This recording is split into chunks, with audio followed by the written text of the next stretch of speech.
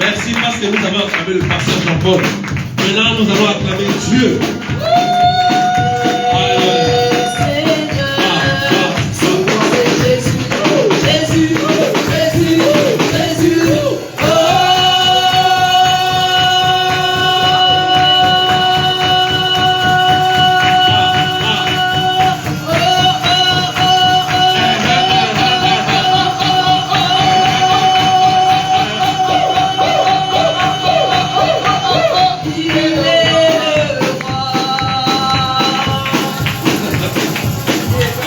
Alléluia. Alléluia. Il est le roi. Notre Seigneur est roi. Notre Seigneur, il est le roi de rois. Amen. Tu es roi et Jésus est ton roi. Nous, nous sommes de petits rois. Lui, il est le roi des rois. Amen. Les rois, ce n'est pas les rois de la terre. Les rois, c'est toi et moi. Est-ce que tu peux dire à ton frère ou à ta soeur à tes côtés, une femme dira je suis reine, un homme dira je suis. Oh, aussi aide-moi à dire à ta reine que tu es roi. Ah, je suis roi. Je suis roi. Ah, je suis roi. Et Jésus est mon roi. Alléluia, je suis roi. Un roi doit régner. Un roi doit régner. Est-ce que tu règnes là où tu es? Est-ce que tu règnes dans ton travail? Est-ce que tu règnes dans ton couple? Est-ce que tu règnes dans ton foyer? Est-ce que là où tu es, tu règnes? Tu dois régner parce que tu es roi. Nous allons prier. Seigneur notre Dieu, nous te disons merci. Parce que tu as fait de nous un royaume des sacrificateurs. Nous sommes de rois et en même temps de sacrificateurs. Et chaque sacrificateur, Seigneur, a un service, a une offrande à offrir, a un sacrifice à offrir. Et nous sommes venus t'offrir nos cœurs. Nous sommes venus t'offrir nos vies, nos corps, tout ce qui nous appartient. Que tu en sois en tout le temps le Seigneur et le Maître. Dans le nom de Jésus-Christ. Nous te remettons ce service au Père. Réellement que tu sois roi. Réellement que tu règnes. Nous te couronnons roi. Non pas parce que nous le disons, mais parce que nous le croyons. Et nous le témoignons. Viens glorifier ton nom en ce moment. Qu'en ce moment, que toute chose te soit soumise. Au nom de Jésus-Christ. Dans les cieux et sur la terre. Je remets cet instant entre tes mains. Saint-Esprit, parle-nous. Et fais-nous du bien. Ranime la foi d'une personne ce matin. Celui qui est fatigué, viens lui donner encore la force. Celui qui est désespéré, Seigneur, viens remettre l'espérance. Celui qui est fatigué, viens lui donner encore la force. Car il est écrit, tu renouvelles la force de ceux qui se confient en toi, Seigneur. En toi, nous nous confions, Père. Viens nous renouveler. Satan, nous te repoussons loin de nous. Ta place n'est pas ici.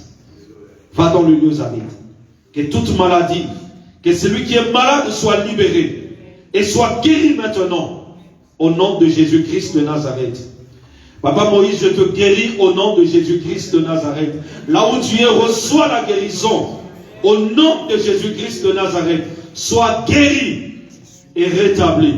En quittant ces lieux, que tu retrouves tes forces. En quittant ces lieux, que tu retrouves tes forces. Au nom de Jésus-Christ. Est-ce que tu peux croire à cela, mon frère Moïse, en quittant ces lieux? Sois rétabli. Au nom de Jésus. Parce que tu m'as donné ce pouvoir de guérir les malades. Et je te guéris au nom de Jésus-Christ. Père, merci. Je laisse le temps encore une fois de plus entre tes mains. Parle-nous. Parle à tout un chacun de nous. Au nom de Jésus-Christ. Amen. Amen. Amen. Oh, est-ce que tu peux saluer la personne qui est à tes côtés? Dis-lui que tu es le bienvenu, la bienvenue dans la présence de Dieu. Aide-moi à dire, aide-moi à dire, aide-moi à dire. Aide-moi à dire cela. Aide-moi à dire cela, aide-moi à dire cela. Aide-moi mon frère, aide-moi ma soeur à dire à la personne. God bless you. God bless you. God bless you. God bless you. Dis-lui que tu es le bienvenu, la bienvenue dans la présence du Seigneur. Que Dieu soit béni. Nous remercions le Seigneur qui a renouvelé son souffle de vie au milieu de nous. Et nous bénissons Dieu pour le travail qu'il est en train de faire avec nous. Hier, nous étions à l'évangélisation et on nous a remis des flyers. Merci la chorale, que Dieu vous bénisse. Alléluia. On nous a remis à tous les flyers, mais j'en ai distribué plus que tout le monde. Est-ce qu'on peut acclamer pour moi, s'il vous plaît? Hein? Ah!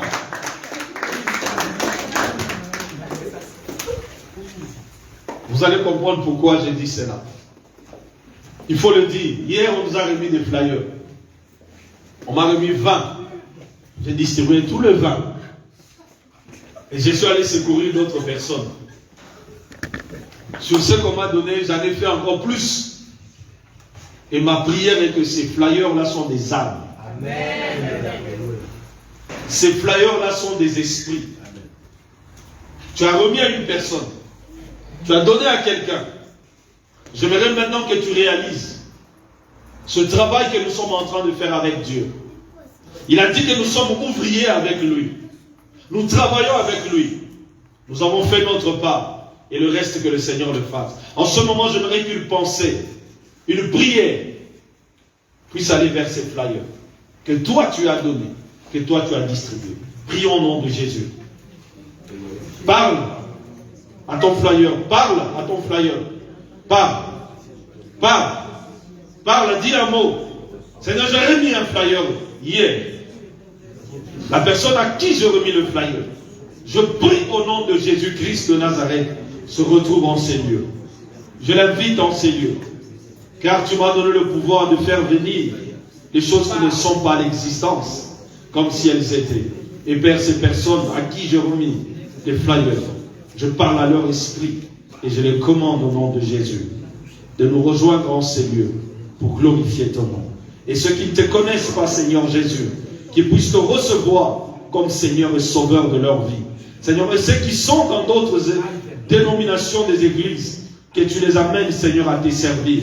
Et ceux qui sont rétrogrades, il n'y a que toi seul qui peux le remettre et le réveiller pour le service que tu nous as appelé. Au nom de Jésus que nous avons ainsi prié. Amen. Amen. Ah, voilà pourquoi j'ai dit, peut-être vous allez penser que non, je m'ai vanté. Non, je ne me vante pas. Hein? On a dit glorifiez-vous dans Seigneur. Église de Dieu, glorifiez-vous dans Seigneur. Ça c'est ma glorification, mais dans le Seigneur. Est-ce que nous pouvons nous mettre debout? Nous allons lire la parole de Dieu.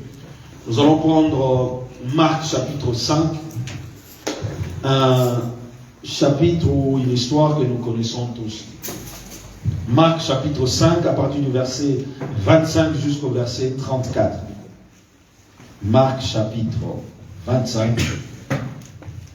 Non, chapitre 5, pardon. Marc chapitre 5, le verset 25, j'allais dire. Nous nous levons pour honorer la parole de Dieu. Nous y sommes. Si vous y êtes, on peut y aller. Marc chapitre 5, à partir du verset 25. Or, il y avait une femme atteinte d'une perte de sang depuis 12 ans. Elle avait beaucoup souffert entre les mains de plusieurs médecins. Elle avait dépensé tout ce qu'elle possédait. Elle n'avait éprouvé aucun soulagement, mais était allée plutôt en empirant. Ayant entendu parler de Jésus, elle vint dans la foule par derrière et toucha son vêtement. Car elle disait, si je puis seulement toucher ses vêtements, je serai guérie. Au même instant, la perte de sang s'arrêta. Elle sentit dans son corps qu'elle était guérie de son mal. Jésus connut aussitôt en lui-même qu'une force était sortie de lui. Et se retournant au milieu de la foule, il dit, qui a touché mes vêtements? Ses disciples lui disent, tu vois la foule qui te presse et tu dis, qui m'a touché? Et il regarda autour de lui pour voir celle qui avait fait cela. La femme effrayée, tremblante, sachant ce qui s'était passé en elle, vint se jeter à ses pieds et lui dit toute la vérité. Mais Jésus lui dit, ma fille, ta foi t'a sauvée, va en paix sois guéri de ton mal. Nous pouvons nous asseoir. Je vais lire rapidement Luc chapitre 15.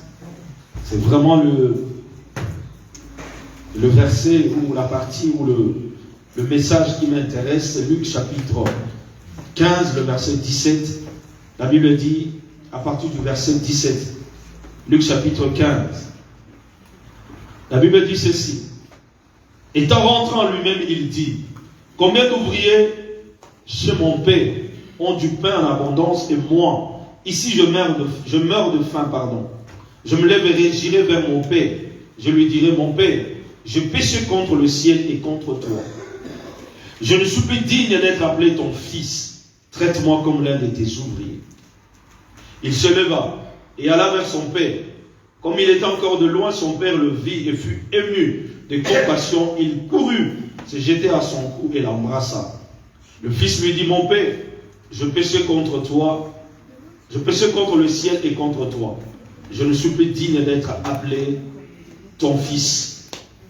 Mais le père dit à ses serviteurs, apportez vite la plus belle robe et revêtez-le, mettez-lui un anneau au doigt et des souliers aux pieds. Amenez le veau gras, tuez-le, mangeons et réjouissons-nous, car mon fils que voici était mort. Et voici le verset 24. Est-ce que tu peux jeter un coup d'œil? La Bible dit ceci, car mon fils qui était mort, il est revenu à la vie, il était perdu, il est retrouvé. Ils commencèrent à se réjouir. Ils commencèrent à se... Mon fils qui était perdu, mon fils qui était mort, mon fils que j'avais perdu est revenu à la vie. Il a été retrouvé. Nous connaissons l'histoire. Je bénis Dieu parce que nous sommes dans un mois où nous avons appelé ce mois le mois de victoire. Le mois de... Oh, est-ce que quelqu'un peut parler avec moi? Le mois de victoire. Nous en avons parlé dimanche dernier en long et à large. Papa Willy, s'il vous plaît, en tant que Mokambi, ta place est ici. S'il te plaît. Avec tous les respects que je te dois. Ta place est ici. Papa Cyril, tu peux lui faire une place. Mokambi, s'il te plaît. Avec tous les respects que je te donne. La place est là. La place n'est pas derrière. On attend Mokambi Willy avant de commencer.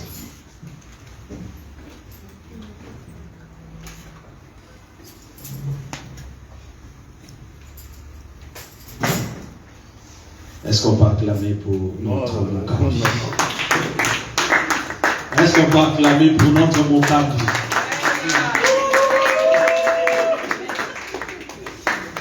Gloire au Seigneur. Alors je disais, le dimanche dernier, nous avons parlé en long et en large en ce qui concerne la victoire, en ce qui concerne la guerre, nous avons expliqué et nous n'allons pas y revenir. Ce matin, j'aimerais exhorter l'église ou exhorter une personne. Souvent, nous venons à l'église, nous prions et les résultats de ce que nous demandons à Dieu sont infimes, sont minimes. Et nous n'arrivons pas à toucher ou à palper tout ce que nous demandons à Dieu. Et d'autres personnes remontent l'info, j'ai beaucoup prié, pasteur. J'ai beaucoup demandé à Dieu et la situation ne change pas.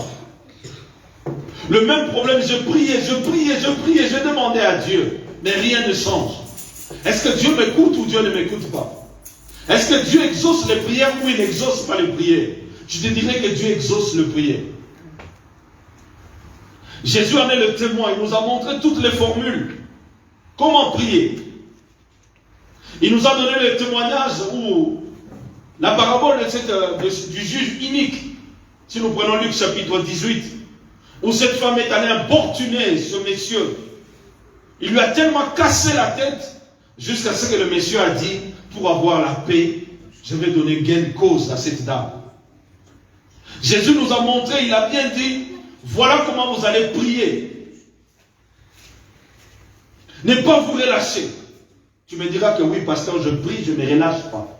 Mais les résultats ne sont pas là.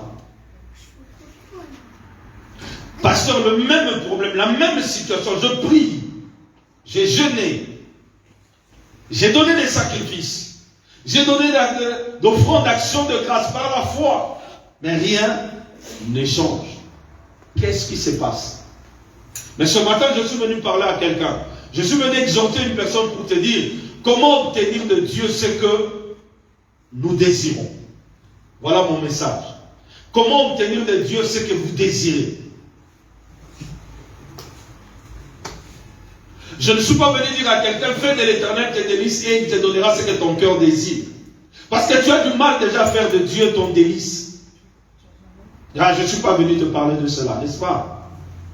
Qui fait de Dieu ses délices? Qui fait de Dieu ses délices? Église de Dieu. Qui fait de l'Éternel ses délices? Parce que David commence par là. C'est lui qui fait de l'Éternel ses délices, obtiendra tout ce que son cœur désire. Est-ce que Dieu est les délices de ton cœur? On peut le dire oui, verbalement. On peut le dire par émotion. On peut le dire par sentiment. Est-ce que Dieu est réellement le délice de ton cœur? Regarde-toi, rentre dans ton cœur.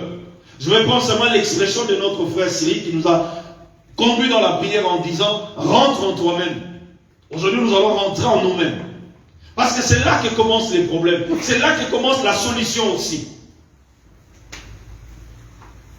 Jésus dira, il dit, les luttes, les querelles, les disputes viennent du cœur.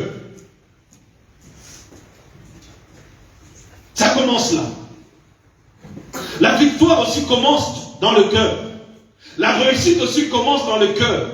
Tout commence en toi. Il dit aux disciples, ce n'est pas ce qui rentre dans l'homme qui le suit, mais c'est ce qui sort de la bouche qui suit l'homme. Car c'est de l'abondance du cœur que la bouche parle. Avant que ma bouche puisse parler, il faut que mon cœur soit abondé, inondé, rempli. C'est alors que je lâche.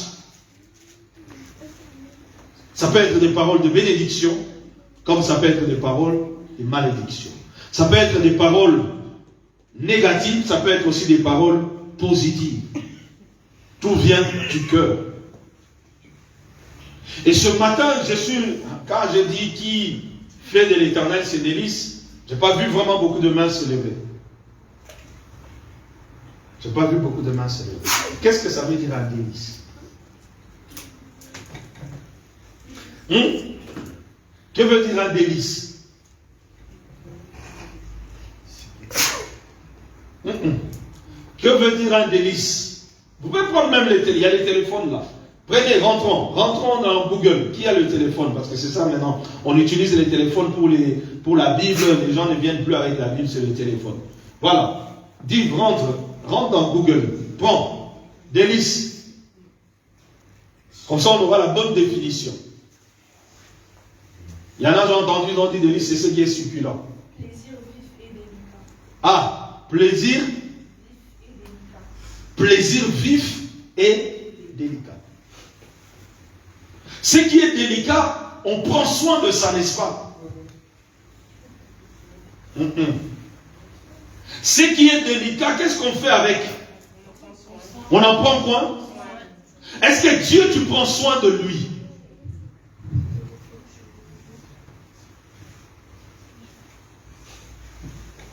Est-ce que tu prends soin de Dieu? Tout ce qui est délicat, bien aimé, veut dire aussi c'est précieux. Tout ce qui est délicat est fragile aussi. Tout ce qui est délicat est précieux. Un vif désir. Est-ce que Dieu est un vif désir pour toi? Si je vous pose la question, qui, toute cette semaine, a passé plus de 5 heures dans la présence de Dieu? Qui? Que Dieu vous bénisse. Pour raison X, Y, qui ne sont pas mauvaises. Hein? Le travail, le ménage, les enfants, les courses, les cela, la télé, les téléphones, les coups de fil. J'ai suivi une personne qui a dit, notre problème à nous, ce n'est pas les démons. Notre problème à nous les chrétiens, ce n'est pas le travail. Notre problème à nous les chrétiens, ce n'est plus toutes ces choses-là que je peux mentionner ici. Notre problème, c'est le temps de passer dans la présence de Dieu. C'est ça la plus grande difficulté que le diable a compris dans ce pays où nous sommes. Et nous nous retrouvons aujourd'hui comme les enfants d'Israël en Égypte, qui étaient surchargés par le travail, à fabriquer des briques, à travailler pour Pharaon. Et sans le savoir, nous sommes devenus des esclaves. Regarde ta journée, regarde ta semaine. Parfois, tu n'as pas envie de sortir. Qui est d'accord avec moi? Tu n'as pas envie d'être dehors. Il fait froid. Il pleut. Tu es fatigué. Tu as envie de rester sous ta couette. Mais tu fais quoi? Tu te lèves. Contre ton gré. Va dans le train. À partir de 4h, 5h. Tu vas voir le visage des personnes qui sont à l'intérieur. Ils ont tous des visages fermés. Il n'y a personne qui sourit. Il n'y a personne qui est gai. Il n'y a personne qui est joyeux. On a tous des visages fatigués. Chacun dans son coin. Pourquoi? Le travail. Tu rentres à la maison épuisé. Tout ce que tu fais, c'est quoi? Manger. Manger. Quand tu te réveilles, et tu n'as même plus le temps de te réveiller toi-même. Le réveil. Et parfois le réveil aussi, il sonne. Tu ne l'entends pas. Tu te lèves pas. Je vais me réveiller, tu l'éteins. Hey! Je suis en retard. Premier réflexe. Tu laisses des consignes. Même pas des consignes.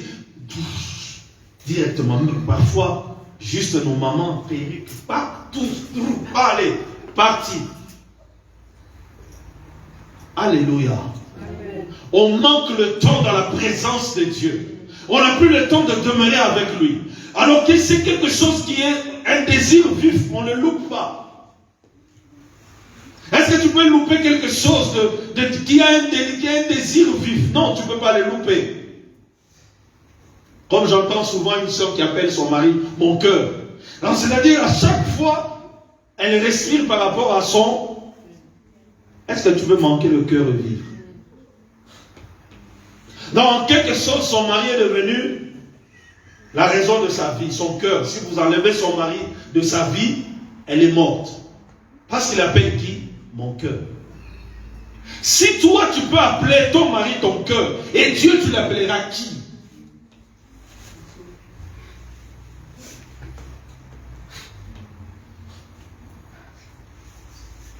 Peux-tu faire une journée sans ton mari?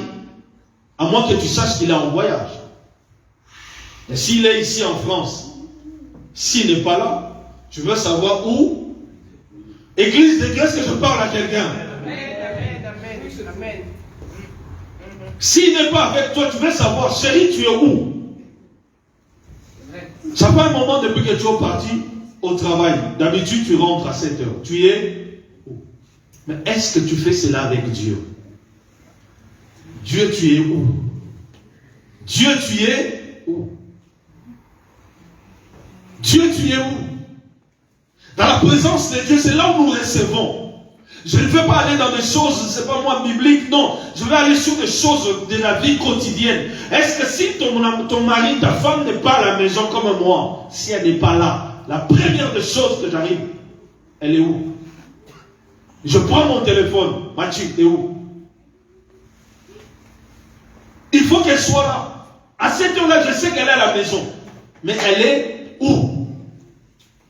Le téléphone. Tu dis même pas bonjour. La première des questions, tu es où? Et le où là? Et le où là que je demande? Église de Dieu, c'est la même réaction que nous devons avoir avec Dieu. C'est la même relation. C'est les mêmes émotions. C'est les mêmes intentions. C'est les mêmes motivations que nous devons avoir avec notre Dieu. Parce que si nous arrivons à cette phase, si nous arrivons à ce niveau-là, bien aimés, nous ne manquerons plus de rien. Nous n'allons plus souffrir. Les problèmes, nous allons les minimiser parce que nous savons que nous avons un grand Dieu qui marche avec nous. Nous regardons nos problèmes aussi grands parce que Dieu n'est pas à nos côtés tout le temps. Mais s'il est là tout le temps, tous les jours, il renouvelle sa force en nous. Église de Dieu, nous allons minimiser beaucoup de problèmes. Même si la situation elle est contraire, mais tu gardes ton calme parce que tu sais que Dieu est avec toi. Amen.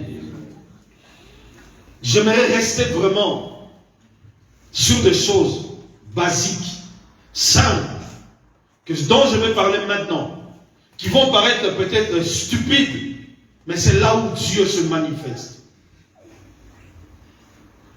Je vais vraiment rester simple à mon exhortation. Ce sont des petites choses que nous négligeons, mais c'est là que Dieu manifeste sa gloire et sa puissance. Si nous nous trouvons à chaque fois au bas de l'échelle de la vie, avec des échecs tout le temps, c'est parce que notre vie correspond au niveau de notre foi. J'étais en train d'examiner cela. J'étais en train d'étudier cela. Il y a beaucoup de choses, des échecs qui nous arrivent dans la vie. C'est parce que nous croyons mal.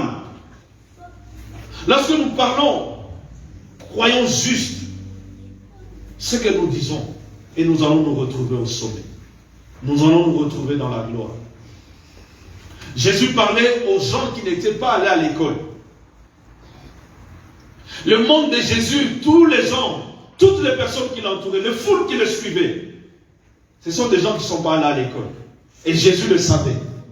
Et Jésus cherchait vraiment un vocabulaire approprié pour faire passer son message. Il cherchait des choses simples. Ils étaient tous agriculteurs, ils étaient des pasteurs, des pêcheurs, des éleveurs, je ne sais pas moi, tout ce que vous voulez. Des gens simples, des commerçants. Mais Jésus savait, il disait, mais comment est-ce que je peux atteindre cette foule? Comment est-ce que je peux les avoir? Avec la vie de tous les jours, il leur parlait. Il prenait des exemples de un semeur sort, la parabole du semeur, nous connaissons. Il a pris l'exemple du juge unique dont je viens de dire. Il dit une femme qui avait un problème, il est allé casser la tête à un juge. Jusqu'à ce que le juge lui donne gain de cause. Il utilisait des choses simples. Et aujourd'hui aussi, je vais utiliser 4 choses simples qui vont nous amener à la gloire, qui vont nous amener à la victoire. La première étape, dire, déclarer, dire. C'est de dire d'abord. Cette femme dans Marc chapitre 5, si nous prenons le verset 28, qu'est-ce que la Bible nous dit? Car elle disait, si je puis seulement toucher les vêtements, ces vêtements, je serai guéri. Elle disait ça avec qui? Église de Dieu, est-ce que vous êtes avec moi? Réveillons-nous un peu. Elle disait à qui? C'est pour ça que j'ai dit, tout commence dans le cœur. Tout commence là. J'aime souvent prendre mon exemple.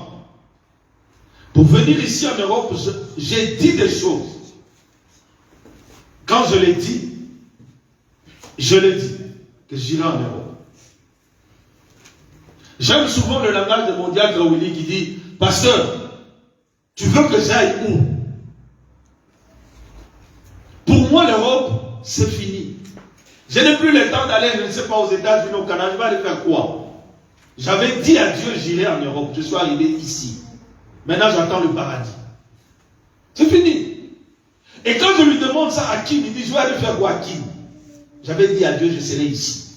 Après l'Europe, je vais. Donc moi, ici, c'est fini. Après, j'attends la venue du Seigneur. Donc Kinshasa ne parlait plus de Kinshasa, Papa Willy. Non, c'est fini. Il était là-bas, il a dit je serai ici. Et après ici, c'est le paradis. Et ce qu'il a dit est arrivé. Maintenant, il lui reste le paradis. Ce que nous disons d'abord, elle a dit si je puis seulement aller toucher ses vêtements, je serai guéri. Elle a résolu d'aller toucher les vêtements de Jésus. Elle a commencé à dire, bien-aimé, qu'est-ce que tu dis de ta vie? Qu'est-ce que tu dis de ta situation? Qu'est-ce que tu dis de ta condition actuelle? Qu'est-ce que tu dis? Est-ce que cette condition te plaît? Est-ce que cette condition te satisfait? C'est une question que nous devons nous poser. Cette femme était dans une condition de maladie.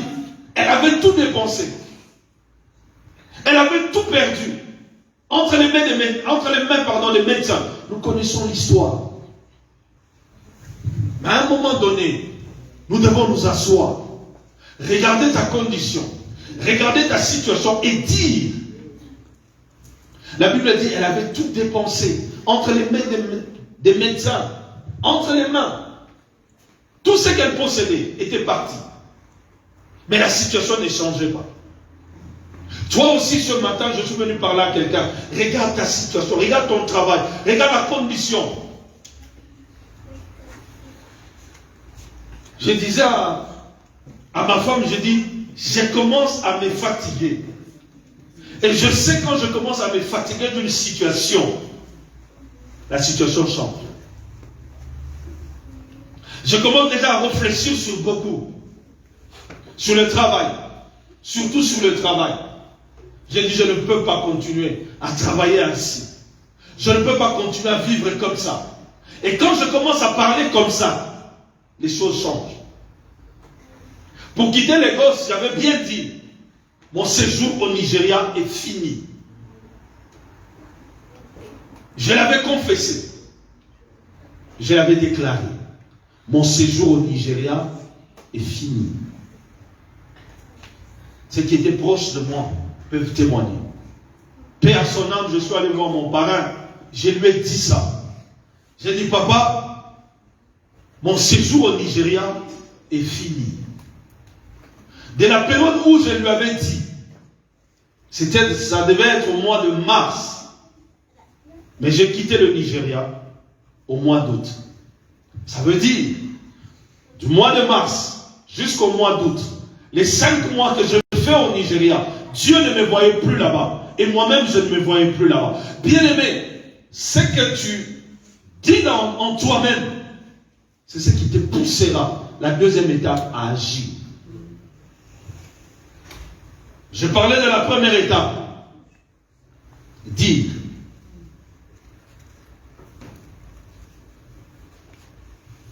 Elle a dit, si je touche ces vêtements, je serai guéri. J'aimerais dire à l'église ceci, dans chaque bataille, dans chaque victoire, dans tout ce que nous recevons de Dieu, il y a la part de Dieu et il y a la part de l'homme.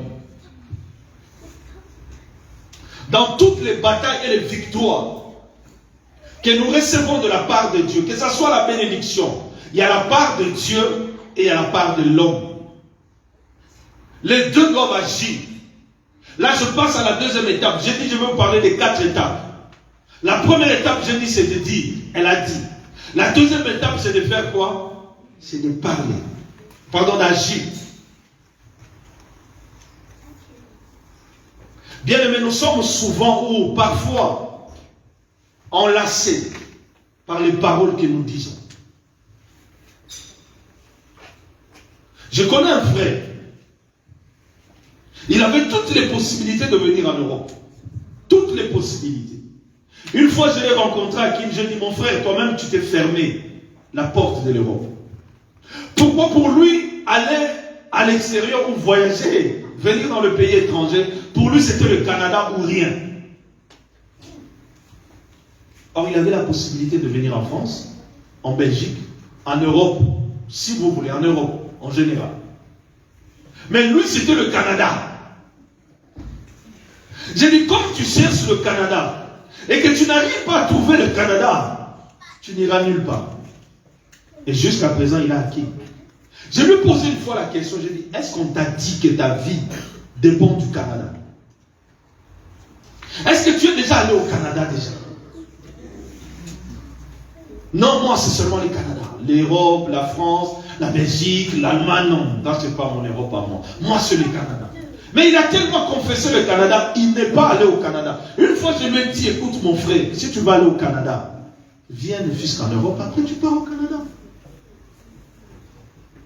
C'est plus simple. Mais comme c'était le Canada, ce n'était pas l'Europe. L'Europe lui a été fermée. À chaque fois qu'il voulait venir en Europe, il se retrouvait à la porte de l'Europe qu'on renvoyait. Parce que pour lui, ce n'est pas l'Europe, c'est le Canada.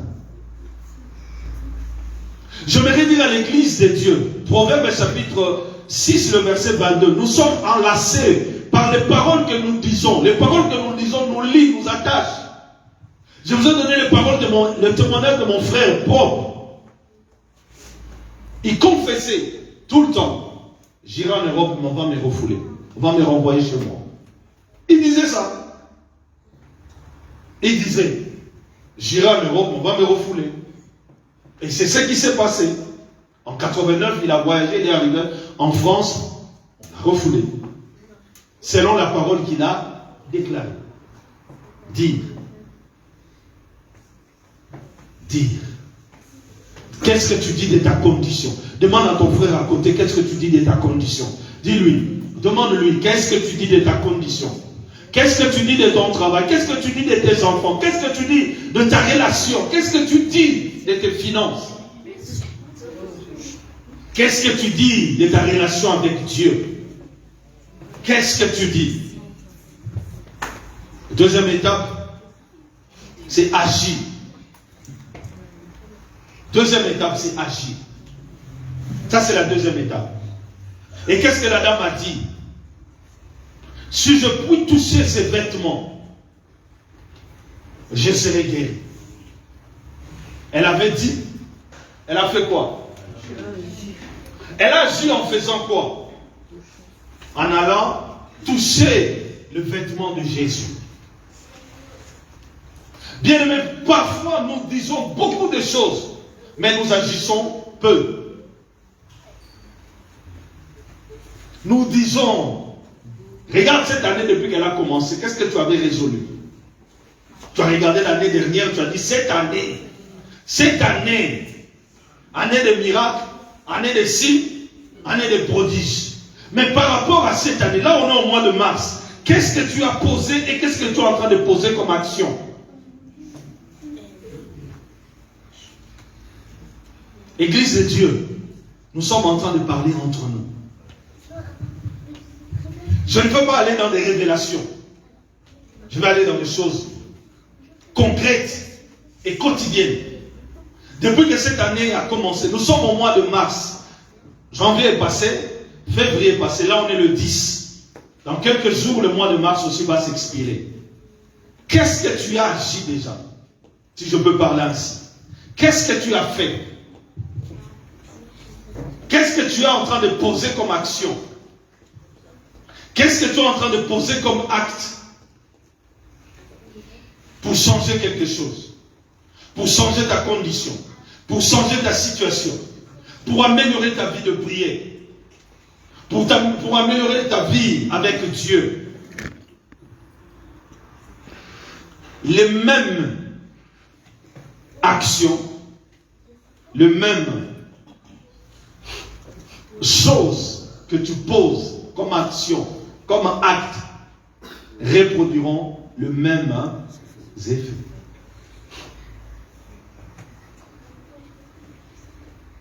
Tu ne peux pas avoir plus de 2 si les exercices que tu fais, ne t'amènent pas à faire plus de 3.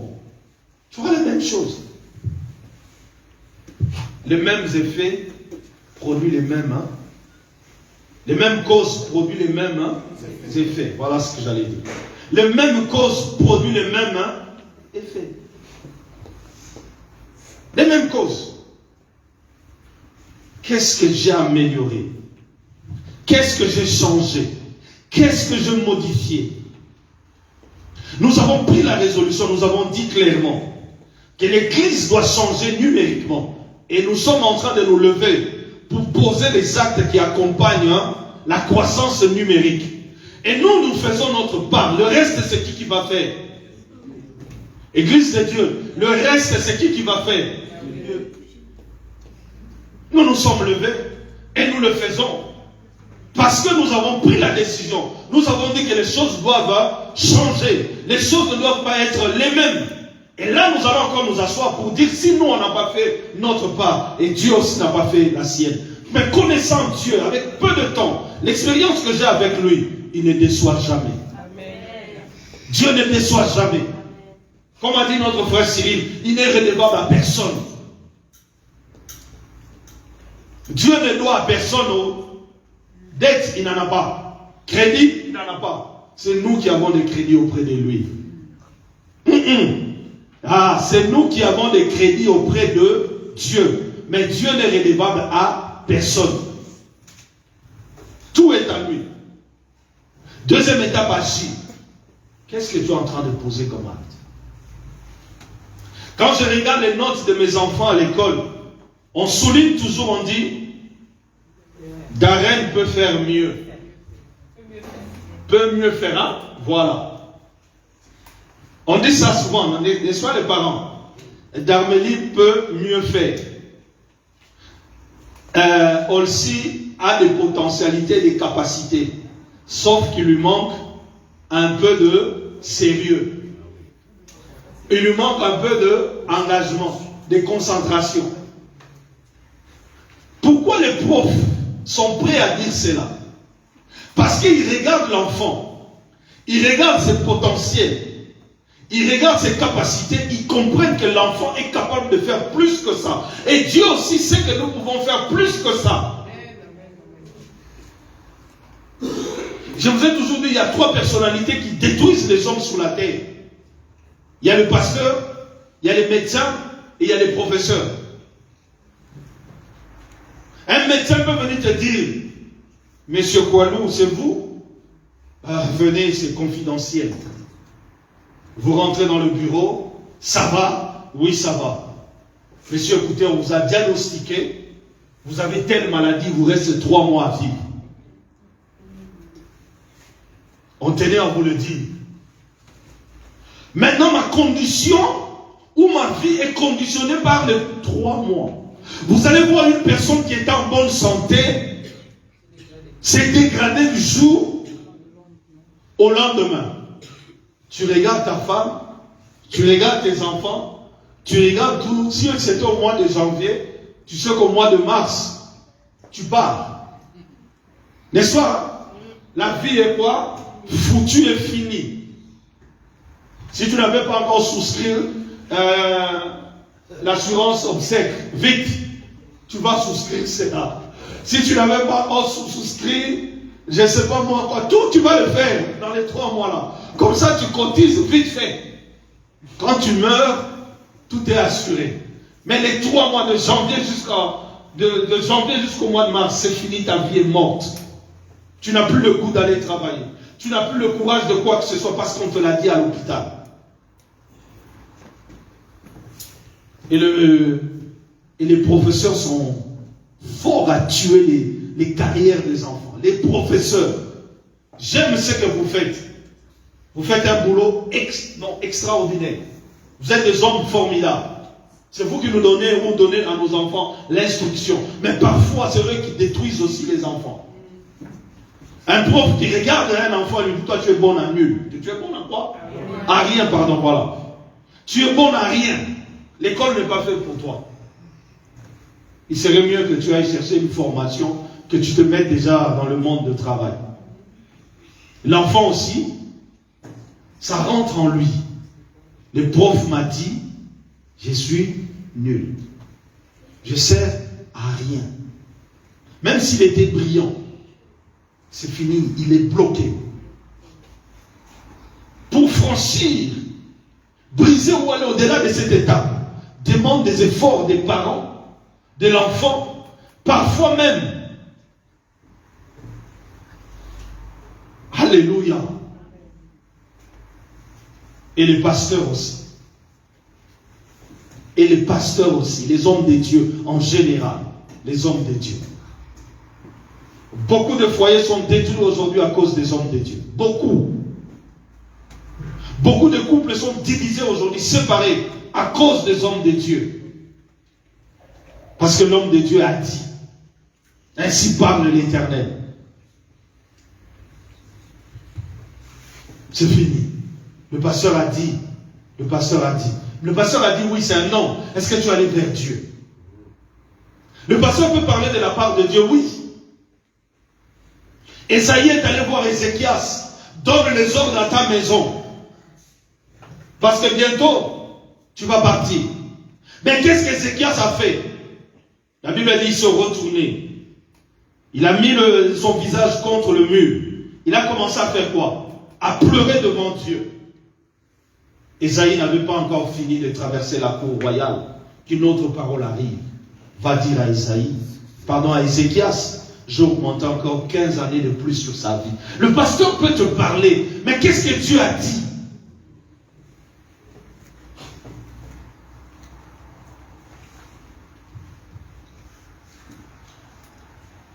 Non, ton mari, écoute ma soeur, ton mari n'est pas vraiment l'homme qu'il fallait que tu sois avec lui. Dieu m'a montré, ce n'est pas un bon mari pour toi. D'accord. 15 ans de mariage, 20 ans de mariage, toi tu viens, homme de Dieu, ainsi dit l'Éternel. Cet homme n'est pas l'homme de ma vie. Avant même que tu finisses de parler, tu vas avaler ta Bible. C'est pas normal.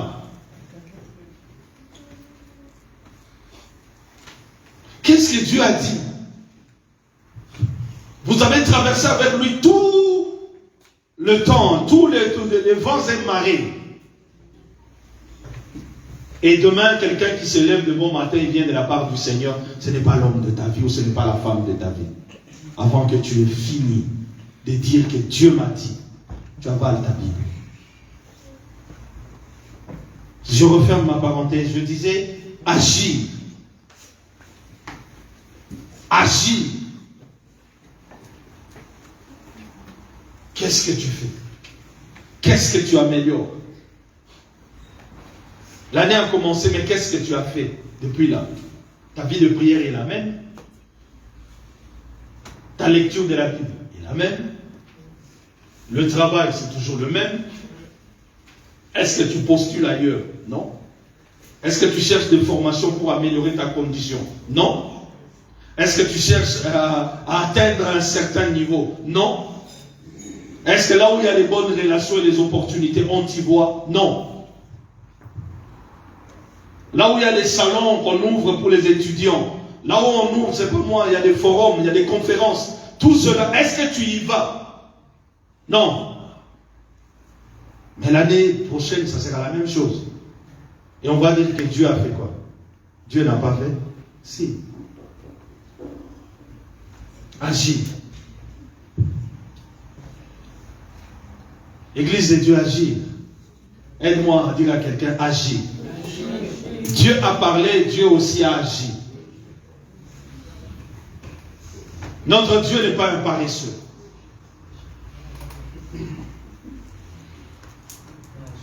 Je vais avoir cette voiture. Oui, tu veux l'avoir. Mais pour avoir cette voiture, il te faut quoi? Il faut agir. Il te faut un bon travail, un bon salaire. Et tu fais quoi? Tu vas chez le concessionnaire, tu présentes tes 3 fiches de paie. S'il y a un apport à donner, tu donnes. On te le donne. Je veux avoir cette voiture, tu vas l'avoir par la foi? Non, ça ne viendra pas. Il faut aller là-bas. Il faut aller là-bas. Aller toquer. Tu fais un pas, la voiture viendra vers toi. Tu as besoin d'une maison, changer la condition, je ne veux plus un appartement. Mais qu'est-ce que tu fais pour avoir un pavillon? Toi qui as un appartement. Agir. Est-ce que je parle entre nous? Amen. Troisième étape, recevoir maintenant. Premièrement, nous avons dit, elle a dit. Deuxièmement, elle a agi. Elle a proclamé sa guérison. Elle a confessé sa foi. Elle a agi en conséquence, en étendant la main vers le Seigneur. Elle a touché ses vêtements. Et troisièmement, elle a reçu sa guérison. Bien aimé, si tu fais les 2 premières étapes, la troisième, tu as ta guérison. Tu as ton miracle. Ça ne loupe pas. Parce que tu es en train de faire les choses selon Dieu. Celui qui ne travaille pas, ne mange pas. Celui qui travaille, mange. Tu veux manger, va travailler. Quand tu as l'argent, tu peux aller t'acheter ce que tu veux. Parce que tu travailles. Elle a reçu. Remarquez ceci. La sensation et la guérison ont suivi la déclaration et l'action. Mais Église de Dieu, nous faisons le contraire. Nous voulons d'abord sentir avant de dire et d'agir. La foi ne marche pas comme ça. Cette femme a ressenti en elle que quelque chose s'est passé. Elle fut guérie de son mal.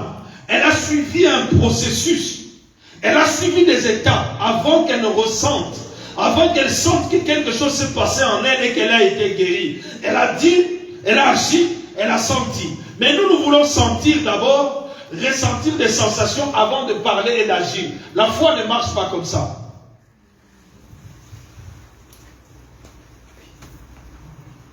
Pour recevoir d'abord, pour ressentir quelque chose de la part de Dieu, agis, agis, et tu verras, et tu recevras. Cette femme a agi, elle a eu, elle a senti en elle que quelque chose s'est passé, elle fut guérie de son mal.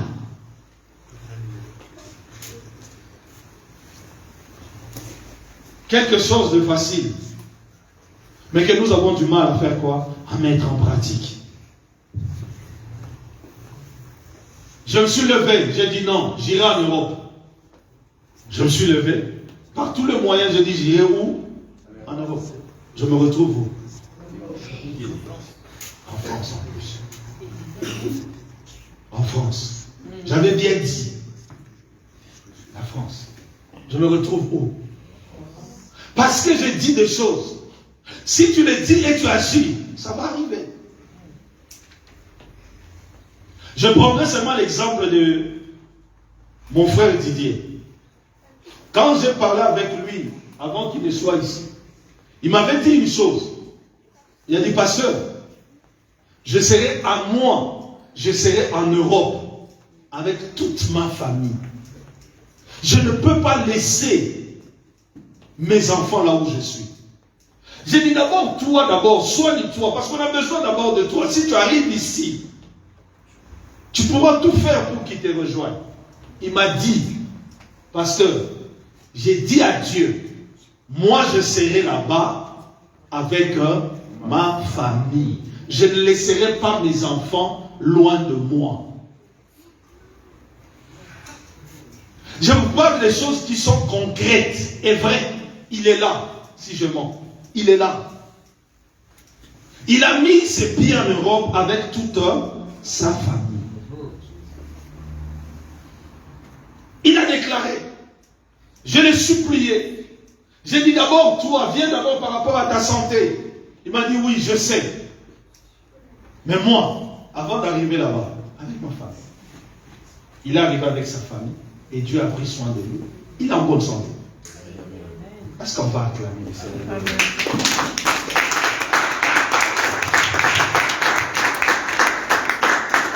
Bien aimé, parfois nous cherchons loin. Parfois nous allons très loin. Mais Dieu a mis en nous des capacités, des potentialités. Nous pouvons faire des grandes choses. Par des choses simples. Que nous disons, nous posons des actes et Dieu agit derrière. Qu'est-ce que tu es en train de concevoir? Ce que tu conçois en toi, dis-le. Et ce que tu dis, agis. Et tu recevras.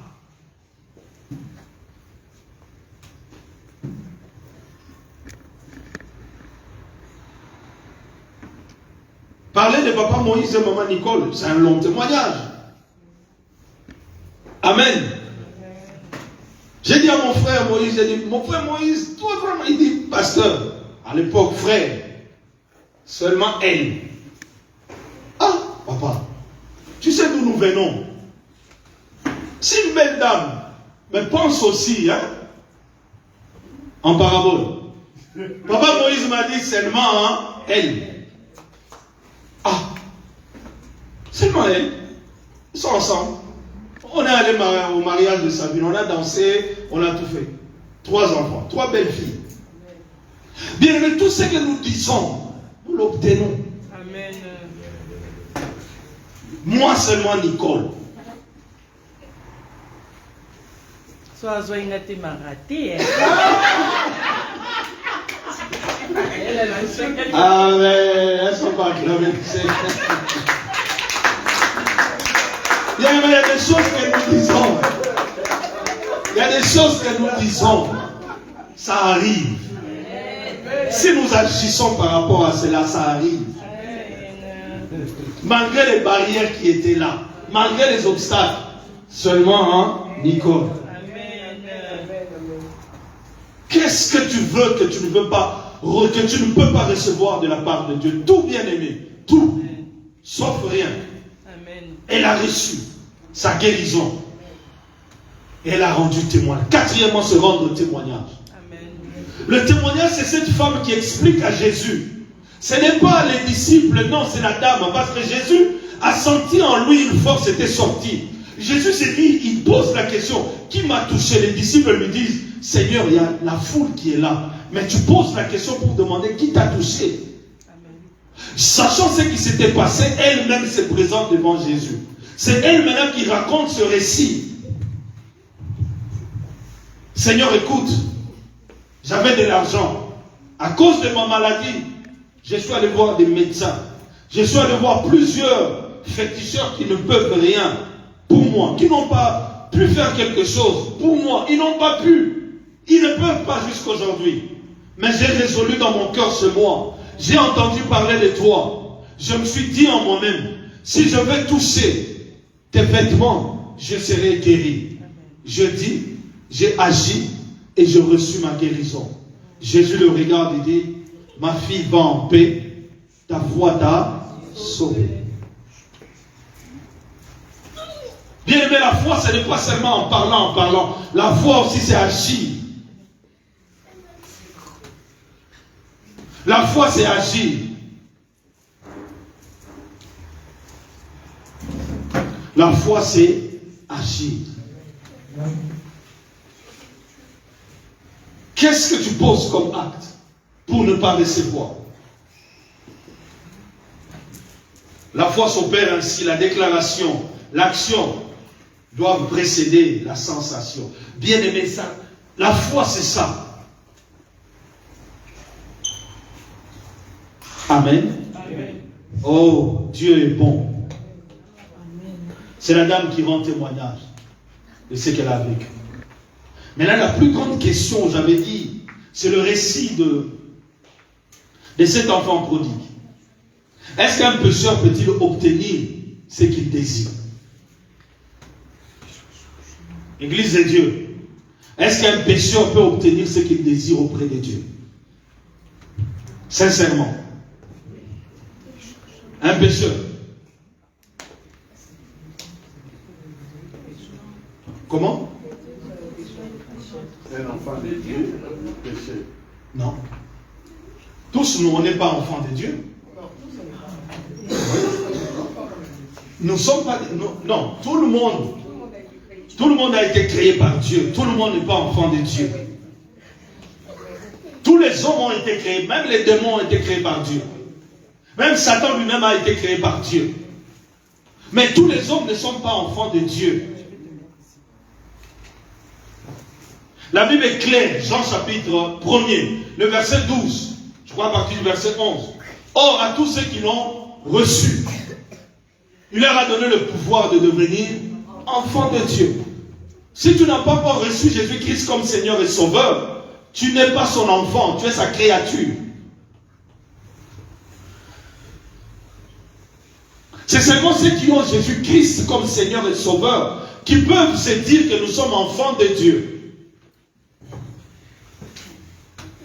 Toi qui me suis en ligne, si tu n'as pas encore reçu le Seigneur Jésus-Christ comme Seigneur et Sauveur, tu es encore créature de Dieu. Tu n'es pas son enfant. Il faut que tu intègres la famille de Dieu pour que tu t'appelles enfant. Tous les Israélites ne sont pas enfants d'Abraham. Hein.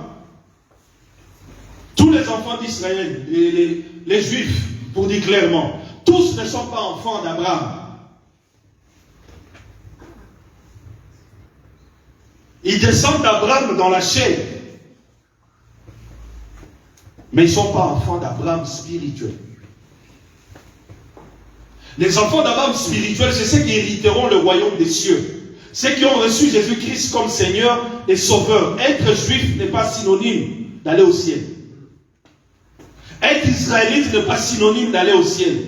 La promesse que Dieu avait faite à Abraham, il a dit, toutes les nations seront bénies en toi. C'est-à-dire ceux qui recevront Jésus-Christ comme Seigneur et Sauveur seront bénis en Abraham, comme moi.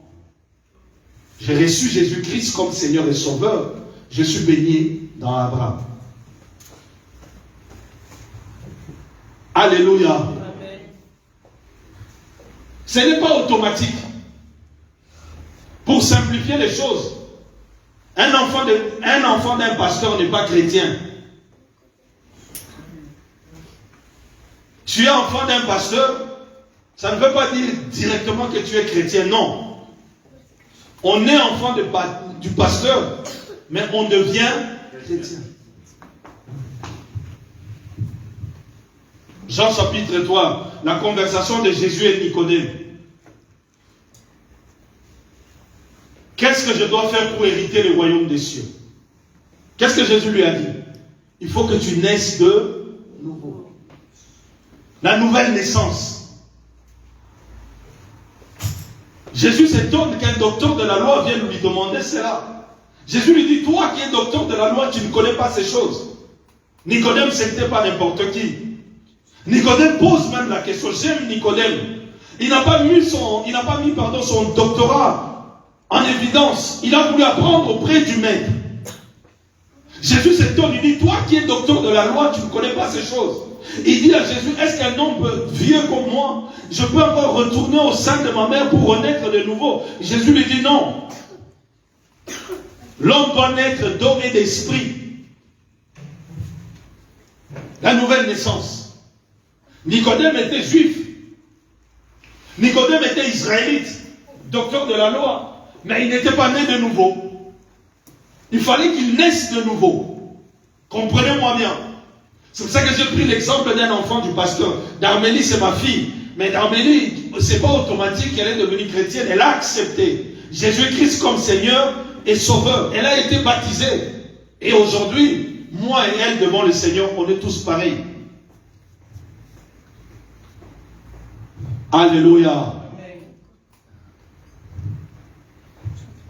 C'est pour ça que j'ai posé ma question. Est-ce qu'un pécheur peut-il recevoir quelque chose de la part de Dieu? Ah oui, un pécheur aussi peut recevoir quelque chose de la part de Dieu.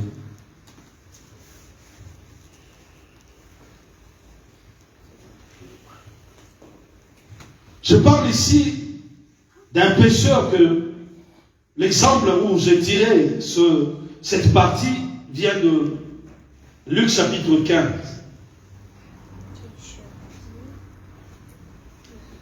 J'ai bien dit clairement qu'un pécheur ne peut pas recevoir de la part de Dieu. C'est ça ma question. Mais celui qui est né de nouveau, qui a reçu le Seigneur Jésus-Christ comme Seigneur et Sauveur, il peut lui arriver de pécher. Il peut lui arriver d'être rétrograde. C'est là la plus grande difficulté que nous avons à l'Église.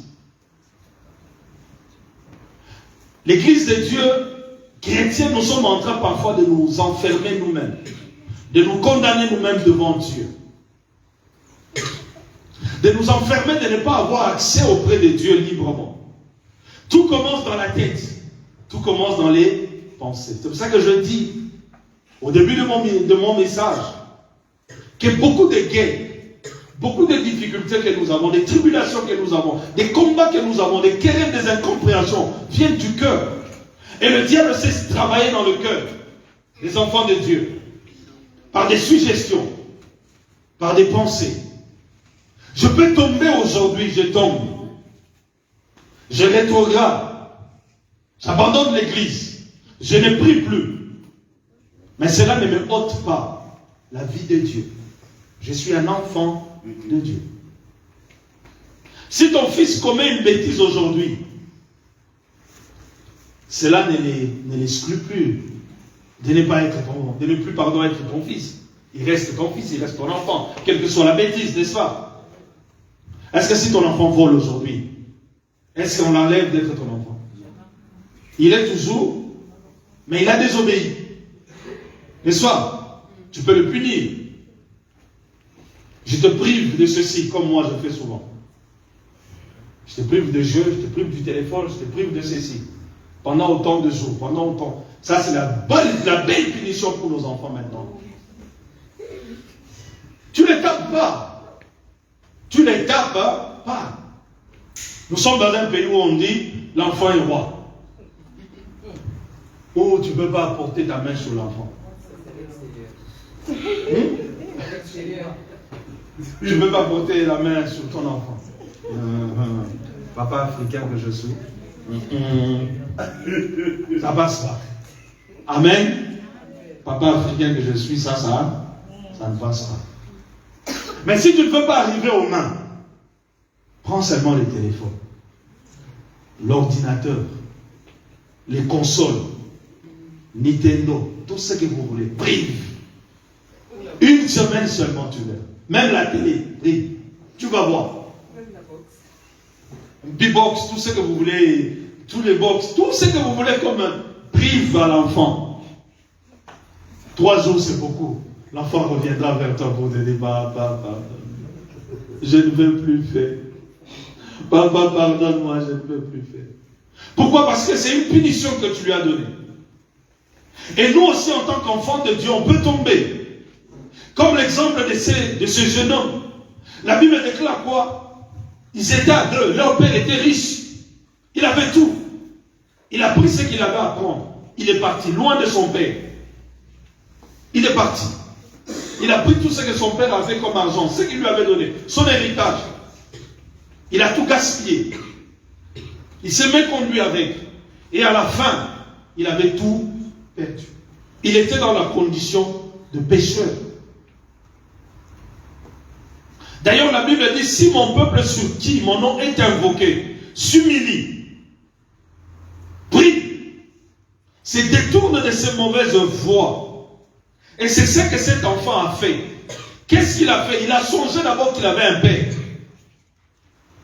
Est-ce que dans ce que toi tu traverses, est-ce que tu songes d'abord que tu as un Dieu? Non seulement il est Dieu, mais il est ton père. Notre frère a dit quoi? Je me casse, je me donne. Pourquoi? Pour mes enfants. Il achète des vêtements parfois que les enfants n'en veulent pas. Mais demain, il fait quoi? Il rachète. Je vais aller au sport, tu achètes tout comme chez moi. Je vais aller au sport, La licence, c'est pas moi du sport, je paye. Au bout de 3 mois. Mais monsieur, tu ne pars plus au sport. Demain, demain. Mais tu as tout payé, tous les équipements. Est-ce que l'année prochaine, il va encore revenir? Papa, je vais aller au sport. Ça avait commencé avec le foot. Bottines, tout. Du jour au lendemain. Après, non, skateboard, voilà, tout. Depuis qu'on a acheté, ils sont montés qu'une seule fois. Dehors, et puis c'est fini. Placard, musée. Est-ce que c'est pour autant que demain, si ton enfant te demande, tu vas dire non? Si. Et cet enfant a songé d'abord que j'ai quoi? J'ai un père. Il s'est dit à lui-même, j'ai péché contre le ciel et contre mon père. J'irai vers mon Père, je lui dirai. Il n'est pas resté dans sa condition de pécheur. Il n'est pas resté dans sa condition là où il était. Il s'est levé, Église de Dieu. Tu te mets des barrières parfois, tu dis tu as péché, si je vais demander à Dieu, Dieu ne va pas m'écouter. Non. Ça c'est la ruse du diable. L'exemple est clair. Cet enfant avait besoin de retourner auprès de son père. Il savait qu'auprès de son père, il avait tout. Lui-même, il dit, chez mon père, il y a des ouvriers. Il y a des mercenaires qui mangent à leur faim. Alors que moi, je suis fils de la maison. Bien-aimé, tu es fils de la maison. Bien que tu aies péché, bien que tu sois tombé, je n'encourage personne à aller pécher, à aller tomber. Non. Mais ça peut arriver. Il a pris la résolution. Il a dit, j'irai vers mon Père. D'abord, il était loin. Il s'est dit en lui-même. C'est ce que je viens de dire par rapport à la dame. Lui aussi, il a dit, j'irai vers mon Père. Qu'est-ce qu'il a fait après avoir dit? Oh, Église de Dieu, qu'est-ce qu'il a fait? Le verset 18. Luc chapitre 15, le verset 18. Qui est avec moi?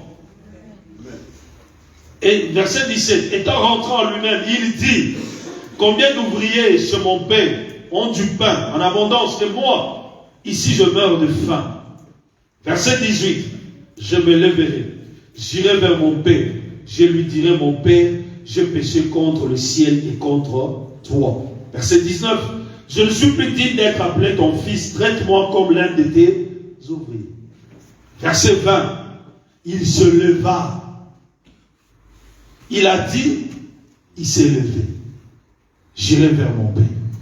Bien aimé, tu prends des résolutions d'aller vers Dieu, retourne vers Dieu. Même si tu as fauté, même si tu es tombé, même si tu as failli, lève-toi. Ta relation dépend de ta condition. C'est toi-même qui es en train de bloquer ta relation avec Dieu.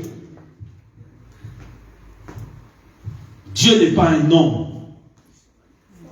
Si ça dépendait que de nous les hommes de Dieu, si Dieu nous donnait des visions, comment est-ce que les gens seront demain?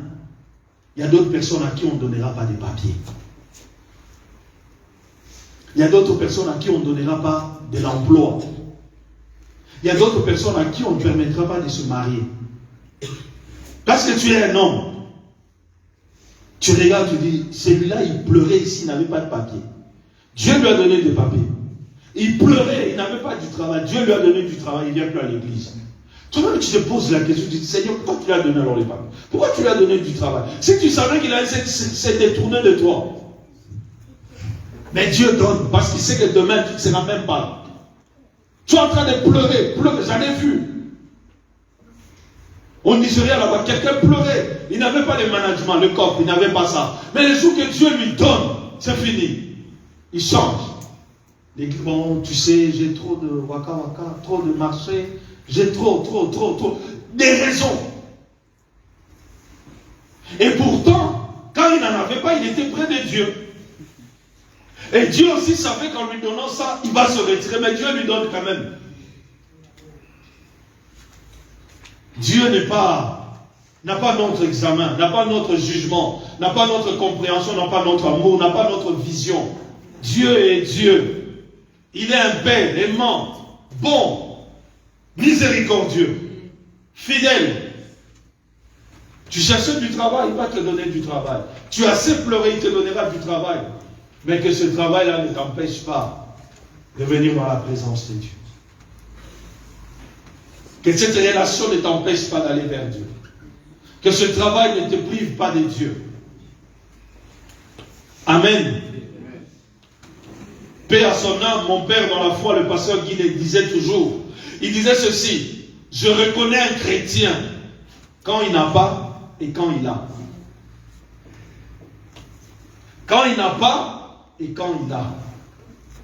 Quand tu n'as pas, tu es chrétien. Quand tu n'en as pas, reste chrétien. Pardon, quand tu as, reste chrétien. Je croisais une fille ici, on était avec elle de l'autre côté, on était tous dans le centre des immigrés. Elle me voit courir aller prendre le train en veste. Je regarde, je dis, ce visage, je vis ça quelque part. Elle me regarde, elle dit, ah, frère, Même ici en Europe, tu continues à prier.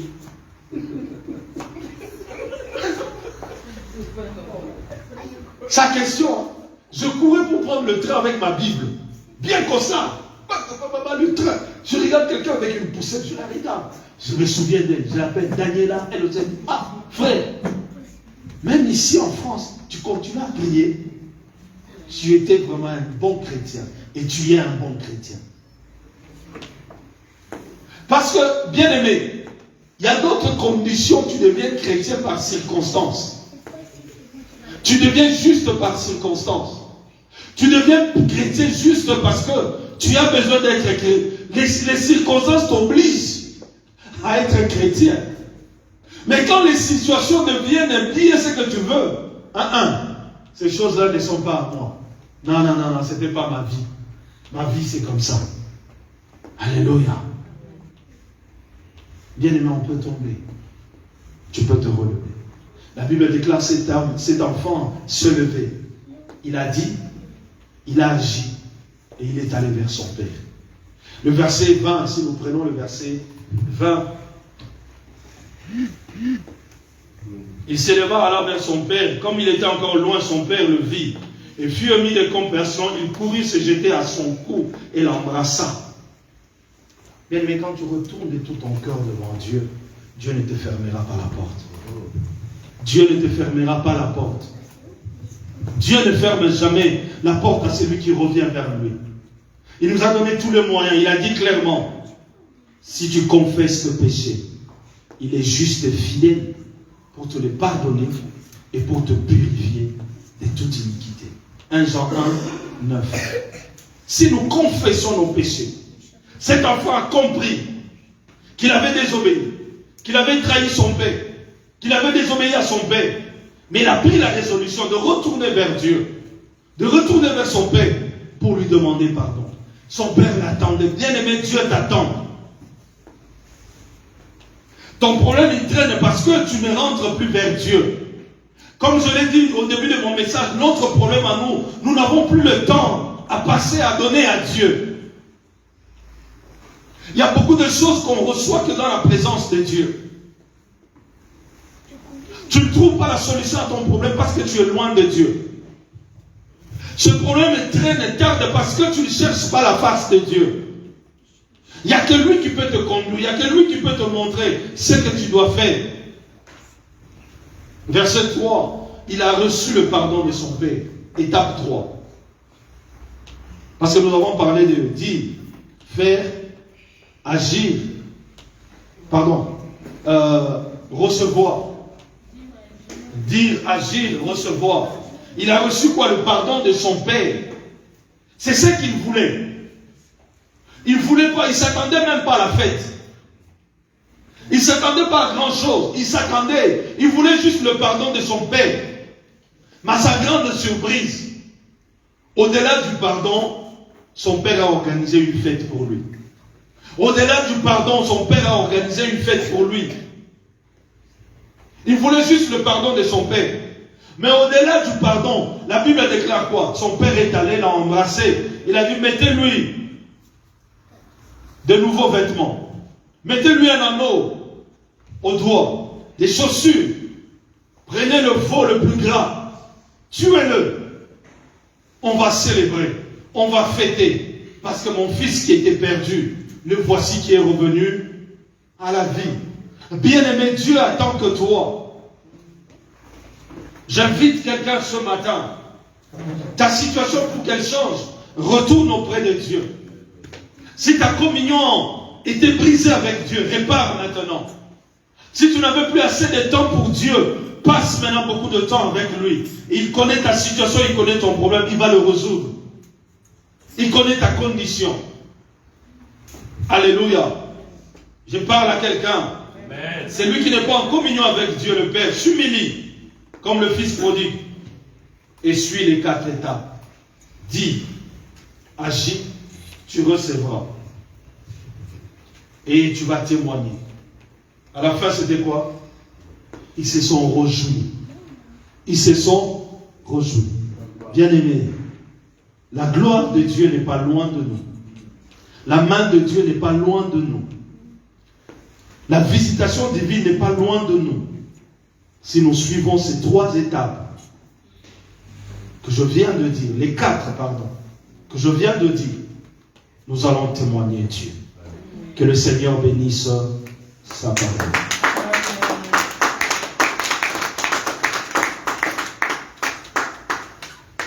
J'aimerais inviter l'Église en ce moment